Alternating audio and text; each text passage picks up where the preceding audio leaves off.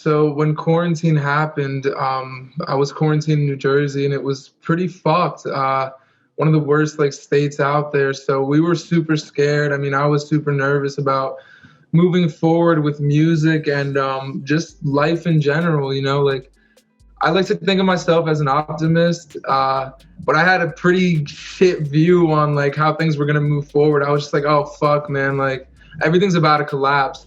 So when I went into quarantine, I was like really healthy. I was doing everything that I wanted to do in my life, and then this kind of like derailed everything. But little did I know, it made me discover like another side of myself and a huge new path that wasn't so visible there before. And I think it's the same with everyone, you know, like if you ask people how their quarantine was, they'll tell you like, yo, I kind of worked on myself, and that was a good thing.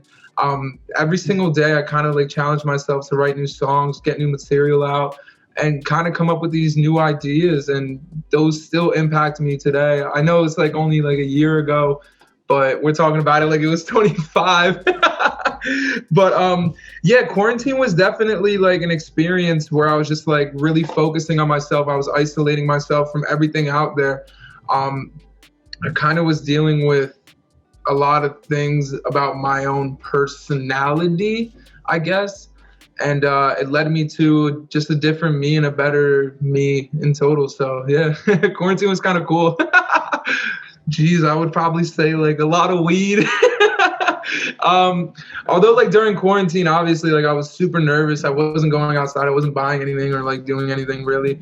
I kind of like gravitated towards meditating and really taking down like how I felt on a particular day in a journal, or like I'd write a song about it. And that spawned a bunch of my songs that are out now and are kind of getting released right now too. I just really went super deep into my creative roots and kind of like said, all right, like if you feel some type of way, or if I'm feeling how I feel and I'm feeling isolated from everything, so fuck it, like why not use this energy and create a song or create a super cool idea moving forward with my career. So I had this like super shitty small MIDI. I had an Akai, but I got rid of that. I was so fucking stupid to do that. But I had this like super small shitty MIDI setup, and I was calling my boys that like kind of produce and everything, that were helping us out with production, sending us instrumentals and everything. And I was like, yo, you got to teach me how to produce. So like we would sit on FaceTime for like 3 hours at a day, like 3 hours straight. And I'd be like, yo, how do I do this? How do I do that? How do I do this? And they'd be like, all right, just do this, drag that there, put that there, touch your fucking beat pad like that. And like, I was kind of learning production. And I kind of realized like, yo, this is just a whole nother fucking animal, yo. Like, I give so much respect to producers and engineers just by themselves, because what they do is fucking crazy. It's something that I'm not very good at. So I was learning it, and I still am learning it. And it's kind of like a different beast. So like, I kind of put more of my focus into songwriting, into recording, into rapping, into singing, whatever. But yeah, I was definitely learning how to produce. And like I said, man, I was fucking just writing. But I got my mic, and I was kind of like testing that out, realized, oh shit, I am horrible at engineering. Like, if you ever see someone that mentions my engineer, his name's Hellcat, he's a huge fucking help into my career, helps me out with everything. He's a fucking crazy engineer. Like, I highly recommend him to any other artist. But he will tell you straight hand, like, I'm terrible at engineering. Like, although my input in studio sessions are like super good and everything, like I'll be like, yo, so what's that doing? And he's like, that's your track. Like, that's your main track. And I'm like, oh God. Like, but yeah, so definitely it was a learning experience.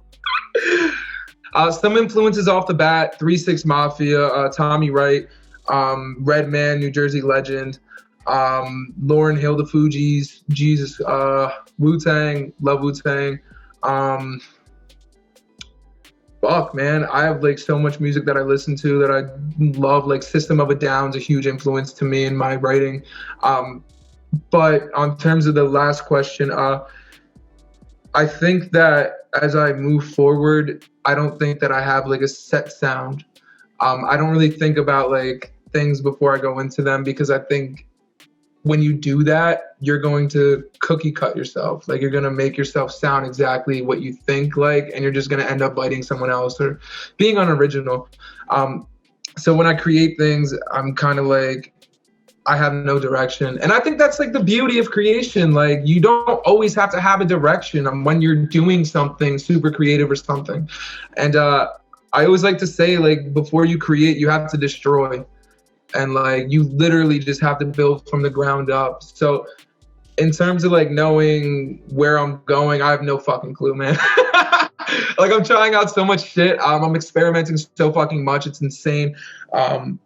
Yeah, like, in terms of that question, no fucking clue. And I think that's the beauty of music.